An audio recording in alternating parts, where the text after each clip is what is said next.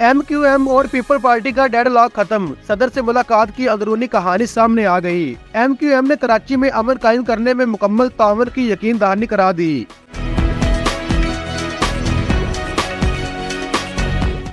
सदर मुमलिकत आसिफ अली जरदारी से M Q M रहनुमाओं की मुलाकात हुई, जिसकी अंदरूनी कहानी सामने आ गई, जबकि एम क्यू एम ने कराची में अमन कायम करने में मुकम्मल ताउन की यकीन दहानी करा दी।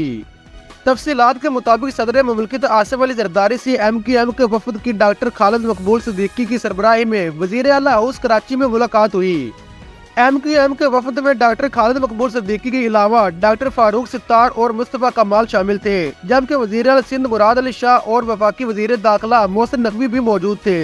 तर्जमान के मुताबिक एम क्यू एम के वफद ने सदर आसिफ अली जरदारी को दोबारा सदर मुमलिकत मुंतखब होने पर मुबारकबाद दी, जबकि सदर मुमलिकत आसिफ जरदारी ने मुबारकबाद देने पर एम क्यू एम का शुक्रिया अदा किया।